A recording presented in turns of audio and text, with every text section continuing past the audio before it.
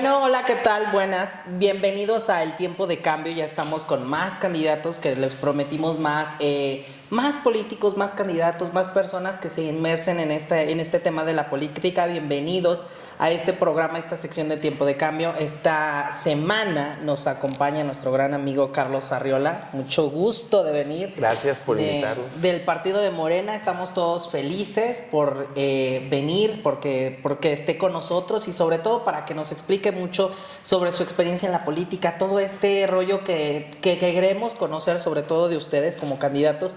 Y sobre todo como también conocerlos a fondo en cuestión de la política, cuál es su ideología, qué sienten y qué esperan para el público potosino para las próximas elecciones este 2 de junio, ¿verdad? Excelente. Muchas gracias por invitarnos. Aquí estamos a la hora. Tú dices. Pues bueno, la primera pregunta es, ¿quién es Carlos Arriola? ¿A qué se dedica Carlos Arriola? ¿Qué hace en sus tiempos libres? ¿Qué le gusta hacer? ¿Qué no le gusta hacer? ¿Qué música escucha? Algo más a nivel personal, más a nivel que te conozca la gente según tus gustos, porque a lo mejor ha de haber una población que se siente identificado contigo, ha de haber una población que no dice, tanto. me gusta, o hay otra que no, o hay otra que dice, ¿sabes qué? A lo mejor a él le gusta ir al gym, a mí también, a él le gusta, no sé, la música norteña, a mí también, pero a mí no. O sea, primero en ese aspecto vamos a ver en qué concuerdas con la población potosina. Mira, qué interesante, sí, como que... Y luego hay muchas poblaciones potosinas, sí, ¿no? Bastantes. Porque uno cuando recorre el estado se da cuenta que en la Huasteca son de una manera, en la Huasteca Sur son de una manera, en la Huasteca Norte un poco de otra, en la zona media, en el altiplano, cambian los temperamentos y las formas de ser, fíjate, a lo mejor los climas, ¿no?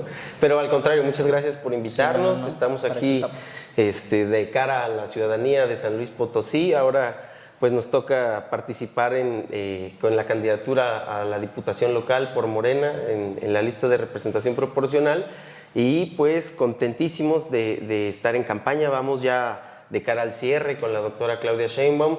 Por nuestro lado te podría platicar que pues también participamos en la presidencia del Consejo de Morena, que es una forma en la que se organiza nuestro movimiento a nivel local en San Luis Potosí. Hacemos unas elecciones directas, que la gente vota directamente en las plazas públicas de todos los municipios cabecera distrital de San Luis Potosí, que son 7 distritos.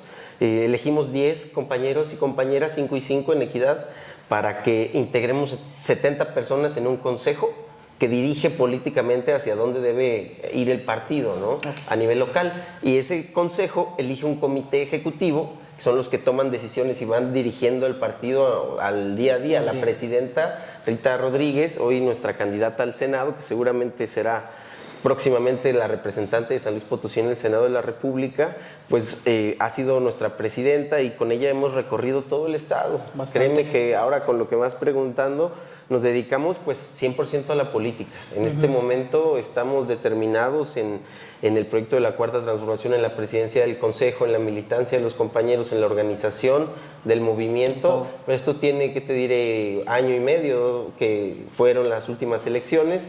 Previo a eso, yo soy abogado de profesión de la Facultad de Derecho, abogado Ponciano Arriaga Leija, de la Universidad Autónoma de San Luis Potosí. De la USLP, sí, orgullosamente sí. USLP. Universitarios, abogado y pues de formación siempre en los asuntos públicos, en los asuntos de todos, podríamos decir así, porque eso decías al principio es muy importante, lo de la política.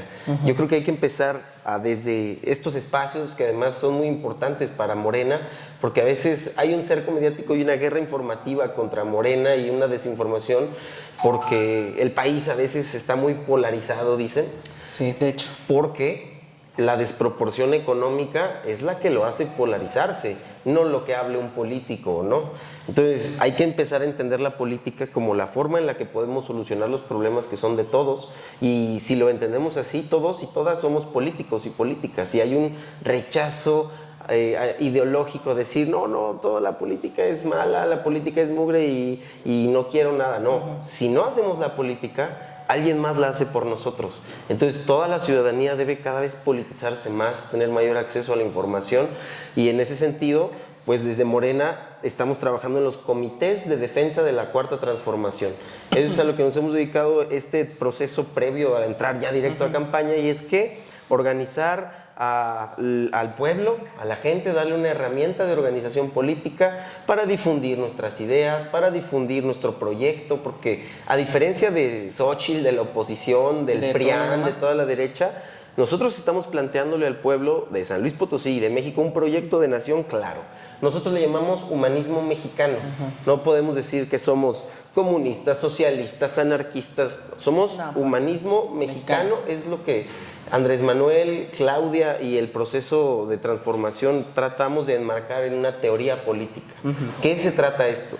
Que el gobierno sirva para la gente, que si vamos a tener un aparato de gobierno que nos pueda oprimir, que si vamos a entregar nuestras libertades al gobierno para que cumpliendo la ley nos trate bien y no nos persiga, pues vamos a cambiar el enfoque, que sea un gobierno que sirva al pueblo, que le invierta al pueblo, que tenga el presupuesto en las mayorías, como una inyección económica para que haya mercado interno, haya liquidez, haya movimiento, se compren las tienditas, se compren el mercado y eso económicamente circula, ¿no? Entonces, nosotros no pensamos que privatizando y poniendo en pocas manos lo que es de todos, nuestros recursos naturales, que además son finitos, y exportando la materia y cada vez dependiendo económicamente más de otros países, vayamos a lograr desarrollar nuestro país. Creemos todo lo contrario, que desde abajo y desde adentro tenemos que empezar a potenciar nuestras capacidades. Entonces, bueno, esas son, te platico parte de nuestras ideas políticas dentro de la Cuarta Transformación, del humanismo mexicano, que queremos que la gente conozca,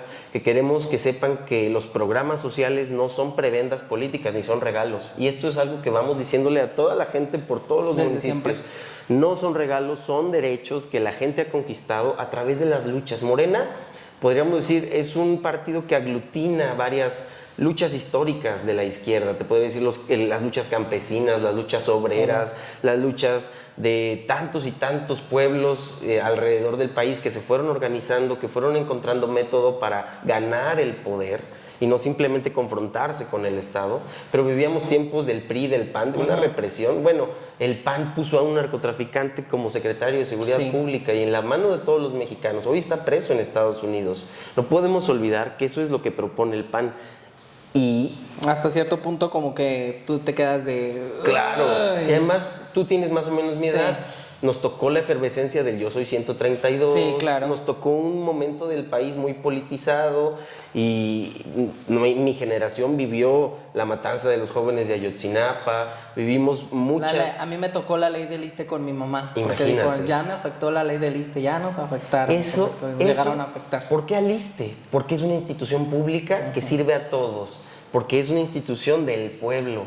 Hay que atacar todo lo que sea popular dentro de su ideología neoliberal y hay que destruir el Estado. El Estado no tiene por qué proveerle salud, que la gente que tenga y pueda se compre su salud, que sus medicinas cada quien se las compre, que cada quien se rasque con sus propias uñas. Es el modelo del PRIAN, de Xóchitl, del neoliberalismo, de Javier Milei en Argentina, que ahorita desapareció las pensiones, imagínate. Por el otro lado se les fue allá en Argentina el primer día que entra... la depresión horrible económicamente, o sea. Es que le dicen el loco. Milei, imagínate, hacía campaña con una motosierra amenazando a que iba a destruirlo todo, ¿no? Y bueno, esos son riesgos del populismo, pero el populismo es una práctica política, no hay que demonizarlo, hay que entenderlo, porque es una práctica política para ganar, Nosotros entendemos la política como una lucha de posiciones. La sociedad es un campo y están en disputa proyectos e ideas. Claro. A los que apoyen las mayorías son los que deben tener el poder, el presupuesto y la potencia para tomar decisiones. Si pierdes esa legitimidad es porque no estás haciendo bien las cosas. Entonces nosotros creemos que si Andrés Manuel en su gobierno a esta altura, casi al cierre, mantiene un 70% de aprobación, que la doctora Claudia Sheinbaum va a ser la primer presidenta de México en toda su historia. Un país completamente machista. Imagínate, hoy que llegue una mujer, además con su perfil científica, una técnica así metódica, ella nos reúne cada lunes, cada martes a sus estructuras, a sus compañeros y a ver, uno por uno, ¿cómo vamos en metas? ¿Cómo vamos en convencidos? ¿Cómo vamos en defensa del voto? Proyecto. Y ella es, créeme que una mujer de datos, de ciencia, un perfil diferente al de Andrés Manuel, que es un liderazgo carismático, que creció desde Tabasco, cerca del pueblo, de la gente. Y entonces Claudia, ¿qué hace? Recorre todo el país, presenta sus propuestas. Imagínate, es una mujer que está proponiendo que a las mujeres ya no, para la pensión de bienestar De tienes que 60 tener años. 65 Ajá. años. Ella dice, sí, pero hay todo un sector de señoras, de mujeres, que a sus 60, 61, 62, 63, 64 años cuidan a sus nietos, no tienen oportunidades laborales, están a lo mejor encerradas en casa porque viven una situación de violencia, porque no tienen independencia económica. Claro. Apoyémosla ¿con qué? Con dinero, porque el dinero es para la gente y así circula y esas señoras van a comprar en la tiendita de la esquina, se van a comprar ropa, van a pagarle a sus nietos tal vez el cine, una paleta, y eso hace que la economía gire y por eso hoy tenemos una moneda tan estable. Claro Sí. que depende de muchos Depende indicadores también del económicos, dólar y de ¿verdad? cosas que tengan que se influyen con Estados Unidos, todo Claro. viene en contra. Pero eso a no lo veces, había pero hay hecho el veces, PRIAN. sí, no, nada que ver. Y además júntalo con el mayor nivel de empleabilidad en la historia de nuestro país. El mayor nivel de inversión privada externa hacia México en nuestro país es logrado por este sexenio. Claro que hay pendientes, pero no vamos a decir que no vamos en la ruta correcta. O que no se está haciendo nada, se está Exactamente. prácticamente avanzando. Y como tú lo mencionas, creo yo como comentario que no es tan fácil que nada más en 6 años avanzar muy rápido. Por eso se estamos tienen que hacer planteando más años. un segundo piso y la continuidad con cambio y con acelerador. Porque Andrés Manuel tuvo que llegar a confrontar muchas estructuras que estaban ya armadas, tuvo que llegar a barrer, a cortar contratos leoninos y le costó una pandemia. Imagínate, se nos cruzó la pandemia. Todo el mundo criticó eso, pero Sí, prácticamente hoy es algo que se te va de las manos, Y no es que lo ¿quién le va a sabes. gustar una pandemia? O sea, todos estábamos en estado de crisis, de psicosis, pero al final nos vacunamos más de 3 veces todas y todos los mexicanos. ¿Y gracias a quién? A los empresarios, al sector de las grandes empresas internacionales que nos dan empleo y no les cobramos impuestos. No, al pueblo, a través del Seguro Social, a través de las y los servidores de la nación, que les mandamos un gran beso Saludo. y abrazo. Vivan los servidores y servidoras de la nación. Y ellos, junto con las enfermeras, con el personal Los médico, médicos. con las doctoras y doctores del sector salud, salieron avante, no durmieron, estuvieron en jornadas extenuantes, pero vacunamos a todas y todos. Pero primero los pobres y los adultos mayores, que fueron los que primero se vacunaron. Como Primero vulnerabilidad. los de las comunidades más lejanas. Después los que tenemos mayor acceso a un hospital o a un médico, Sí, ¿no? claro. Y eso es el humanismo mexicano, es replantear la forma en la que pensamos el gobierno y cambiarle el enfoque. ¿Sí me explico? Sí, sí, Y sí. es lo que queremos traer a San Luis Potosí desde el Congreso local.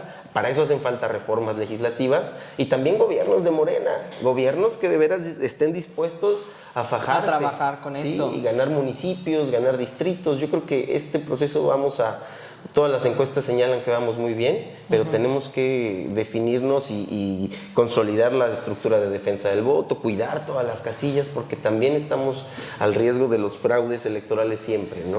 Bastante. Es la costumbre del PRIAN. Así ganan Que elecciones. se cae el sistema, errores y todo el asunto, y van parejos, van igual, Revientan casillas. O sea, ahorita la gente tiene que cuidar mucho su INE y atesorarla en su Sí, casa, claro. en una cajita ahí lista para el 2 de junio, porque el INE es la herramienta para transformar el país también. Y ahorita Bueno, no se dejen tampoco la credencial que les tomen la credencial por algo, porque No. es ya con ese fin. Ya Entonces, estas semanas tengan muchísimo cuidado hay con que eso. cuidar nuestros derechos políticos, hay que cuidar a México, hay que cuidar nuestra elección, hay que representar en las casillas, hay que denunciar Estar al los pendiente fraudes, de estar eso. muy pendientes. Sí, ¿no? porque tú no sabes hasta qué punto puede llegar a hacerte mal. Exactamente. Te pueden dañar en ese aspecto. Entonces te quedas como de, ¿qué puedo hacer? Yo te puedo platicar esto porque, yendo hacia allá lo que me decías, que Ajá. me desvió un poquito a lo mejor, pero el tema es coincidente porque previo a estar en Morena, yo trabajé en la Secretaría de Bienestar, en la implementación de todos estos proyectos y programas,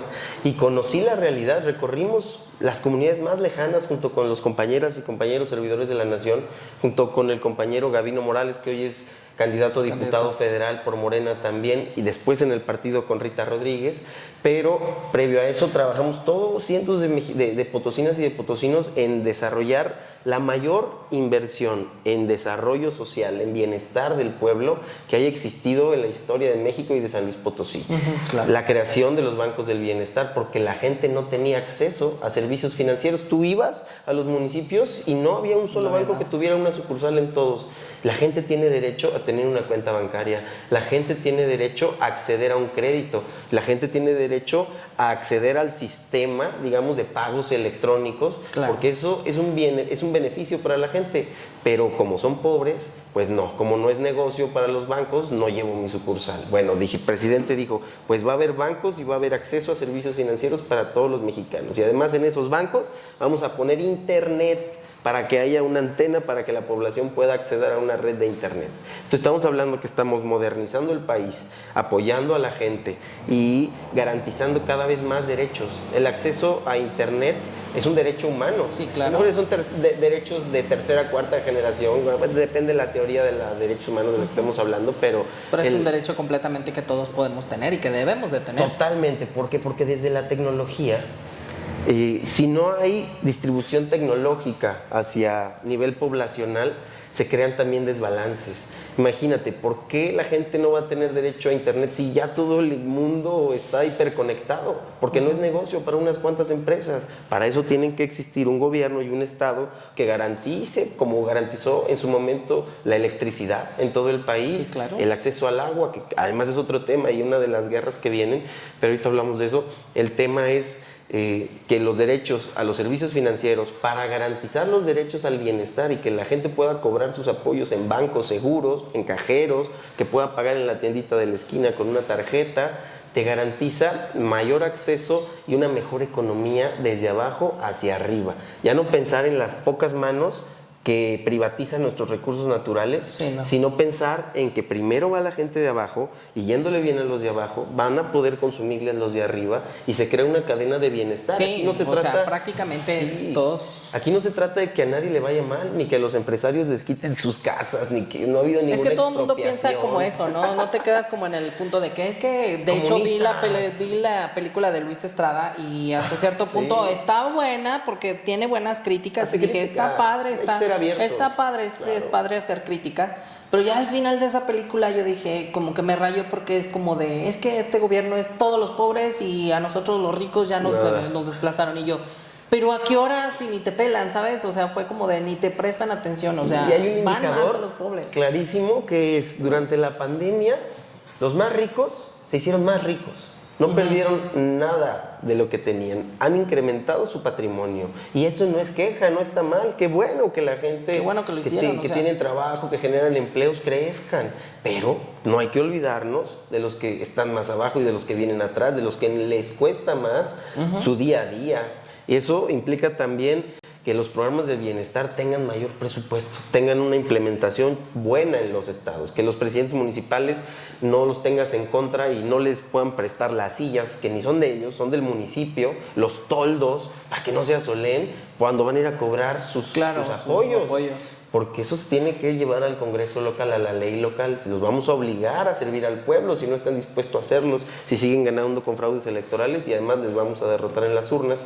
Pero tú dime por qué. Y yo creo justo ahorita que mencionaste esto, yo creo que paso a la siguiente pregunta. ¿Cómo se sentirá ser un diputado por elección proporcional, como más se dice plurinominal? Sí. Y en este aspecto está interesante lo que dices, como con tu formación en la Secretaría del Bienestar, claro, ya en el Congreso, ¿cómo te visualizas en hasta cierto punto? Porque puedes llegar a tener esa sensibilidad y esa visión de decir, yo sé más por dónde se puede ir o por dónde sé el pueblo, qué es lo que necesita el pueblo, qué es lo que necesitan los potosinos, hasta cierto punto, porque claro, tuviste mucha demanda, yo me imagino, dentro de la Secretaría del Bienestar, la necesidad, la demanda, yo creo, me imagino que llegaban personas, la realidad, que tú decías, ¿es en serio que esto pasa en nuestro país? ¿Es en serio que esto pasa en nuestro México, en nuestro estado? Te quedas las escuelas de la Sierra de Matlapa en total abandono, sin baños, en el salado, comunidades que llevan meses sin agua, porque no hay las condiciones apropiadas. No quiere decir que no hay acceso al agua, pero no hay las condiciones locales apropiadas para que se pueda acceder. No hay una red municipal de agua, bueno, un montón de problemas. Pero yo te diría que sobre la pregunta de qué se sentirá, pues yo siento un orgullo profundo y un agradecimiento con el movimiento, porque sé que no me debo a mí mismo, sino me debo a la confianza que me dan primero el pueblo de San Luis Potosí, claro, para meternos al consejo, después el consejo para confiarnos la presidencia y después a nuestro partido, a nuestro movimiento, a la doctora Claudia Sheinbaum y a la dirigencia por confiarnos ir encabezando la lista de representación proporcional. Mira, luego los pluris son muy criticados. Sí, bastante criticados. Pluri, no vas a elección. Claro, son los escogidos, los consentidos, sí, la verdad. Sí, claro. Por eso es esta pregunta. Claro. ¿Qué tantos retos se tienen a ser un diputado pluri? Es doble, porque Horrible. tienes razón. Estás cargando la responsabilidad de toda la gente que ha confiado en ti y de todo el movimiento. Y a final de cuentas, si no te posicionas con claridad sobre los temas que la agenda del movimiento tiene, las 20 reformas del presidente tienen que pasar y los 100 pasos para la transformación que la doctora Claudia Sheinbaum ya planteó tienen que cumplirse a cabalidad. Algunos no son locales, algunos son nacionales, algunos temas, pero cuando hay reformas constitucionales tienen que pasar por las legislaturas de los estados y se tiene que aprobar también en las legislaturas de los estados. Y vamos a estar dando el debate, aprobando las iniciativas del presidente y además las de Claudia Sheinbaum, ahora que sean las que va a proponer seguramente en su nuevo gobierno, y no solo votar, porque de que vamos a conseguirlo, lo vamos a conseguir, convencer y que sea mediante el diálogo, que el pueblo de San Luis sepa lo que estamos haciendo, convencerlos de nuestro proyecto, y para eso estos espacios que te vuelvo a agradecer son muy importantes para nosotros. Te quería comentar, el tema de la pluri es luego muy criticado por el tipo de perfiles que han podido llegar ahí, ¿no? Alito Moreno, Marco Cortés, pero la figura democrática tiene un sentido.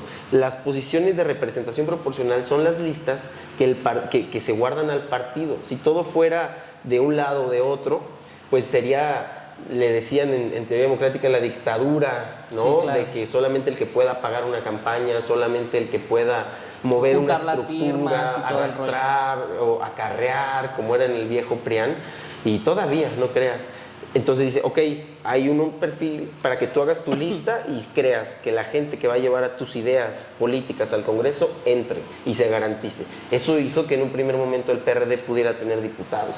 Hubo una reforma en la que ya todavía no existía Morena, pero el PRD, el PCM, hubo diferentes tipos de partidos que desde la izquierda pudieron empezar a construir y hoy tenemos otra realidad política. Pero asumimos el compromiso de que un diputado de representación proporcional, una diputada, tiene que recorrer con mayor eficacia el distrito, tiene que tener mayor compromiso, pero tener claro que no se pertenece a sí mismo ni a su agenda personal. Sí. Yo te podría decir, en mi agenda personal hay muchos temas de regulación de inteligencia artificial, de buscar una solución a la robotización del trabajo que nos está dejando sin empleo a tantas personas en las zonas industriales, en las armadoras. Cada vez son más robots y cada vez son menos los trabajadores y eso genera desempleo. ¿Cómo podemos compensar que la robotización del empleo genere bienestar? Eso se llama democratizar el acceso a la tecnología, por ejemplo. Ya hasta cierto punto también que los trabajadores tengan seguridad social, eso, apoyarlos. Sobre todo, aumentar el salario mínimo todavía más. Todavía tenemos que aumentar porque tenemos 36 años de retraso en el neoliberalismo. Entonces esos son temas, digamos, de agenda de acá. Pero tenemos claro que la agenda de la Cuarta Transformación es limpiar las instituciones y entregarlas al pueblo, poner las instituciones a la mano y a disposición del pueblo. Esto es, por ejemplo, en el Poder Judicial. ¿Por qué el Poder Judicial va a ser una élite dorada de jueces y magistrados que deciden el futuro de tu vida? Que te deciden si tú eres libre o te meten a la cárcel, que deciden si puedes o no ver a tus hijos. ¿Cuántos casos de pensiones alimenticias, de guardias y custodias, de cárceles, de gente que está en la cárcel sin tener una sentencia, violando totalmente sus derechos? ¿Y por qué un juez? Porque el Poder Judicial no ha podido sacar su sentencia. No, tenemos derecho y eso quiere decir que jueces y magistrados deben ser electos por el pueblo y que los trabajadores del Poder Judicial, que son los que hacen la chamba, que son los que andan en chinga, que son los que tienen que ganar más. O sea, no los magistrados y los jueces que tienen una función importante. Y luego, pero, o sea, que duran bastantes años, lo peor del caso. Ya no es el Poder Judicial, ahora es el Poder Familiar. Entonces, imagínate, ahí se casan entre ellos, tienen hijos entre ellos, meten a trabajar a los hijos, a los abuelitos, a los tíos, a tal, y se vuelve esto. Hay estudios que revelan las tramas familiares que hay en el Poder Judicial. Necesitamos limpiar el Poder Judicial y que los trabajadores de abajo, que hacen la chamba, sean los que ganen más y que los magistrados y jueces sean electos por el pueblo para que se deban al pueblo y no a los élites de los partidos políticos con las que negocian. Claro. Ponme y yo te doy 5 espacios de 30,000 pesos. No. Ponme y te doy la dirección del Centro de Mediación del Poder Judicial y también la Universidad Autónoma de San Luis Potosí, que vive de los recursos públicos, que tiene que democratizarse desde adentro, que tiene que venir una reforma, claro, trabajada desde el interior de la universidad, pero para que la rectoría sea electa por la comunidad universitaria, por los maestros, claro, para que por no los quede alumnos. prácticamente... Oye, no puede ser que nuestra universidad esté secuestrada por una élite Una de sola señores blancos, güeros y ricos de San Luis Potosí. Puros exdirectores, puros exrectores que siguen controlando la Universidad Autónoma. Claro. Hombre, ya basta. De El gobernador lo dijo. hecho, sale siempre el colectivo feminista y les pintan las bardas y todo, y dicen entre ellas mi mamá, ¿por qué pintan el edificio central? Y yo la verdad es cuando digo, se lo merece. Se lo merece. El pueblo está sacudiendo. Ha estado ahí. Hay una deuda muchos histórica. maestros ahí, acosadores, otros temas ahí por ahí que se Peores, han desfalcado. claro. Y te quedas de, es que es son muy buena recursos universidad, públicos. pero... Claro, pero falta. Falta algo, como Y tú yo dices, creo que una limpieza. Y el rector cermeño, que acaba de ser reelecto, que tiene toda la posibilidad de construir un legado perfectamente democrático, que yo me consta, yo creo que está haciendo un gran trabajo, pero le queda todavía por hacer historia. Y yo diría que tendrá todo nuestro apoyo siempre la universidad, tiene que mantener su autonomía financiera, tiene que poder decidir sobre sus recursos, pero tiene que ir de la mano del pueblo y ya no de las élites universitarias. O prianistas, como dicen, luego le dicen aquí la herencia maldita, ¿no? De hecho, yo tuve un problema ahí en la Autónoma, porque yo estoy en un grupo de jóvenes de este partido, y fue un político por ahí a la Autónoma, y se quejaron que qué horror, que cómo se violaba la autonomía y todo el rollo. Yo de... Todos estamos conscientes que el PRI está dentro de la Autónoma. O sea, ¿por qué no dejan otros partidos participar? Totalmente. Denles la participación. Y a ver, es la universidad de las ideas. A ver, en la universidad no hay estúpidos. Bueno, no estudiantes, ni maestros, ni gente que, digamos, no, gente pensante que no se va a dejar engatusar por un político. Y que hay libertad de opiniones, de ideas. Yo digo que hay que abrirlo para todos. Nosotros cuando estuvimos ahí tratamos de hacer un debate entre candidatos y qué difícil fue. A final de cuentas no hubo una oposición completa, era otra la administración, pero tenemos que ahora desde acá luchar también por la agenda de las juventudes, no solamente por lo morenista, que eso es lo principal y es lo que hay que salvar primero, pero también impulsar que haya más derechos para más personas. O sea, hay una problemática, yo soy padre joven también, tengo dos niños, mi querida bebecita de 10 años y mi niño de 7 también, y no tengo casa. Es la realidad de muchas y de muchos potosinos. Fui padre joven a los 19 años y desde la universidad de andar ahí chambeando he sido mesero, he sido de seguridad, he sido cocinero de tortas, he sido trabajador. Claro, uno empieza desde abajo. De todo, de cuesta. todo. Piensa la gente que todo lo que ahora tienes es porque o hiciste algo o alguien te dio algo o llegaste eres familiar de tal o y no andas ha costado bastante, o te acostaste con tal. Sí, claro. A mí me han acusado de todo, de todo. Y lo entiendo por la naturaleza de la posición.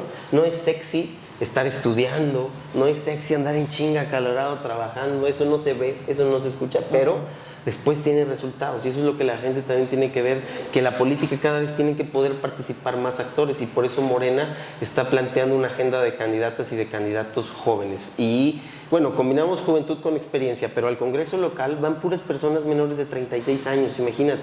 Sí, puedo platicar de Fer Álvarez, que es una candidata empresaria del Distrito 8 con un perfil muy diferente que Morena está proponiendo. Cuautli Vadillo, que va a ganar. Que estuvo con nosotros. Sí, es un perfilazo, que es un chavo que es muy joven y ya tiene una carrera política muy importante, ha sido diputado federal, diputado local. Luis Emilio Rosas, que va también en las posiciones del Colsan. Gaby Torres, que es la vocera de la doctora Claudia Sheinbaum.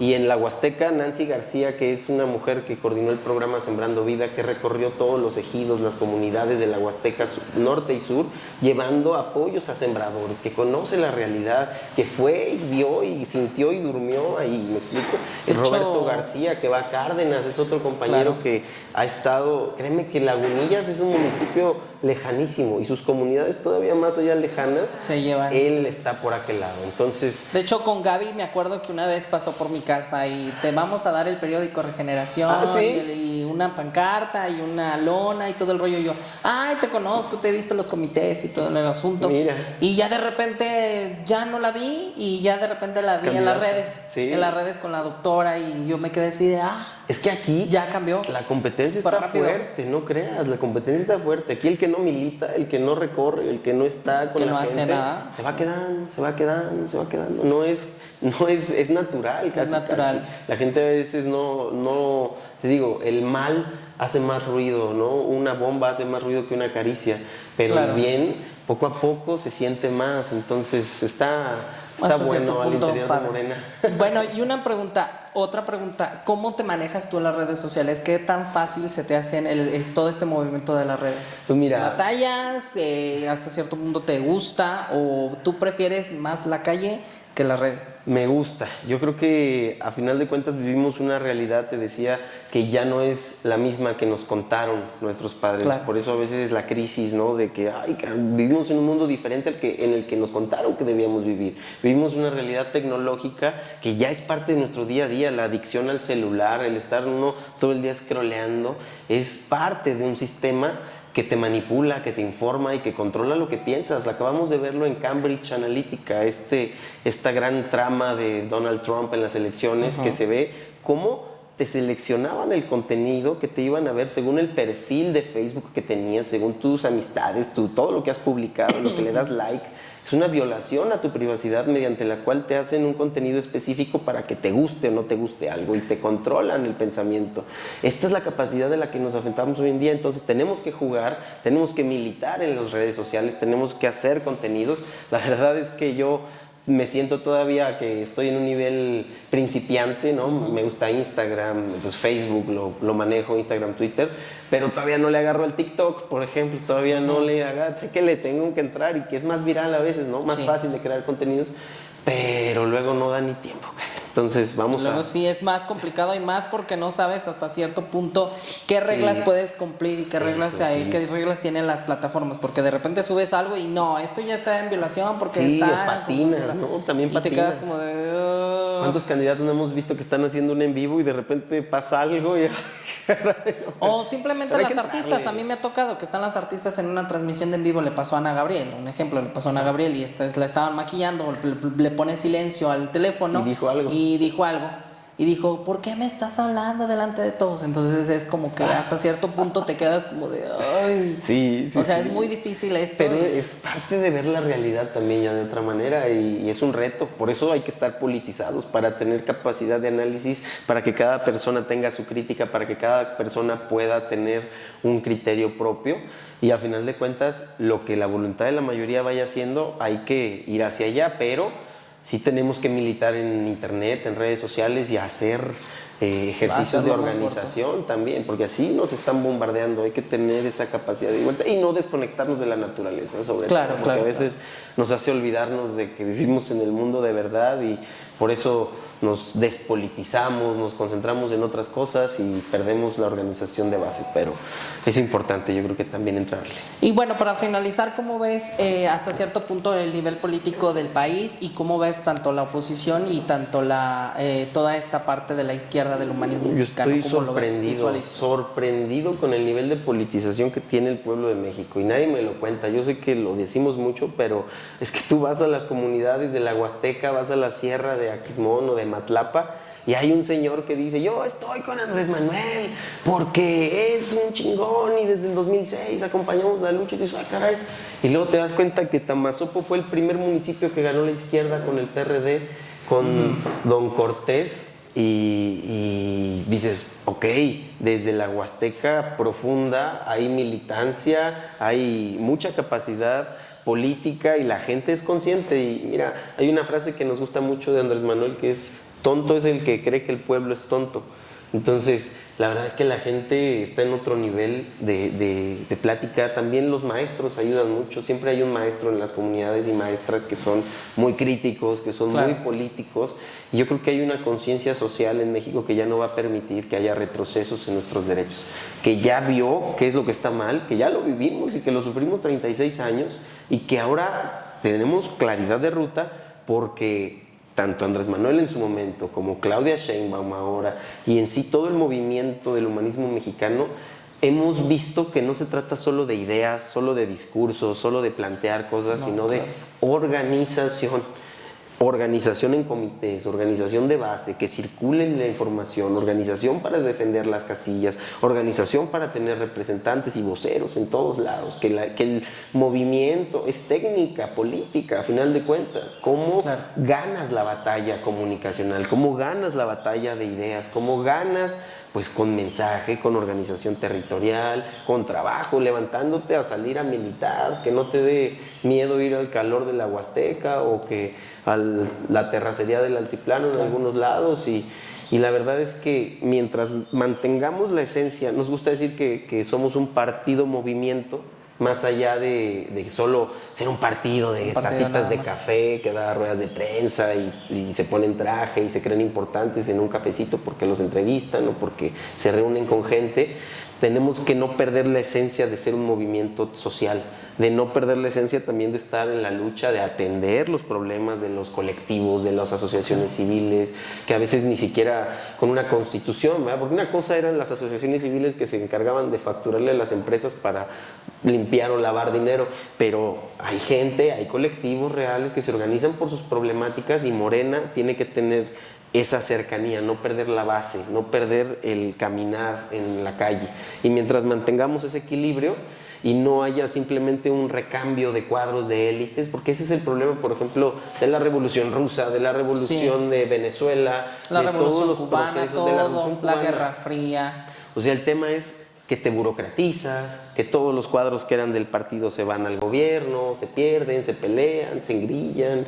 Entonces, hay que tener altura de miras, hay que tener formación política, hay que tener disciplina política, que es muy importante también para... a veces no es todo lo que queremos, pero hay que ir hacia el objetivo y el objetivo se va a lograr, que es tener la primer presidenta de México, la doctora Claudia Sheinbaum Pardo, y a seguir haciendo historia con el proyecto de la Cuarta Transformación. Tenemos ya los 100 pasos claros, queremos más soberanía energética, queremos más soberanía alimentaria, queremos ser un país que desarrolle todas las capacidades y las diversidades que tenemos. Somos un país rico en recursos naturales, pero no podemos privatizarlos en pocas manos. Tenemos que ponerlos al servicio de la gente. Y tenemos obras increíbles como el Tren Maya, como el aeropuerto, que van a transformar la vida de mucha gente, que generan empleos.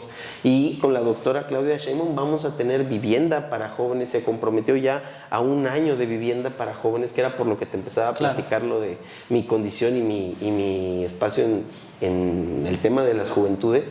Hombre, cuando habíamos visto que se fuera a crear un programa para 1 millón de personas jóvenes, casas con créditos mediante el Infonavit?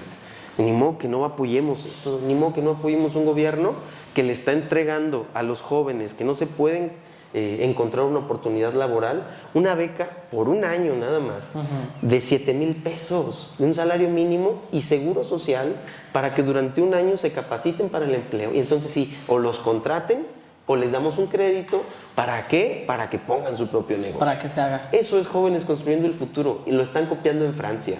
Lo estamos implementando junto con el gobierno de Bukele, que están virales en redes sociales, pero lo estamos implementando junto con él en El Salvador. Y hay muchas experiencias ya de los programas de México implementándose en otras partes del mundo. Somos el ejemplo mundial de administración pública.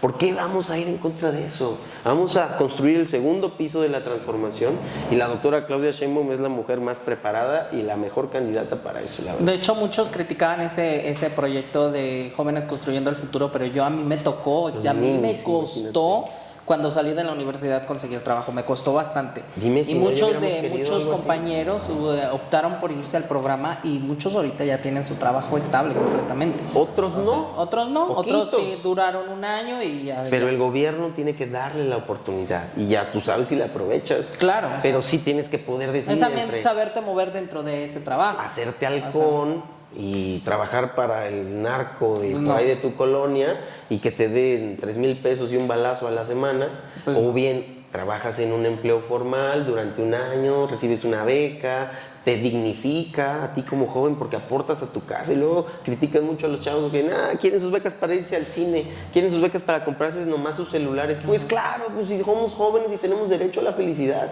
y tenemos derecho al bienestar y tienen derecho a gastárselo hasta en las caguamas si ellos quieren, pero cada quien con cierta moderación. Como somos un gobierno liberal, preferimos que la gente tome la decisión en libertad de aprovechar su oportunidad o no, pero el gobierno debe estar para eso y no para perseguirte, para señalarte, para burlarse de ti, porque ni estudias ni trabajas y te da risa cuando tú eres el responsable, caray.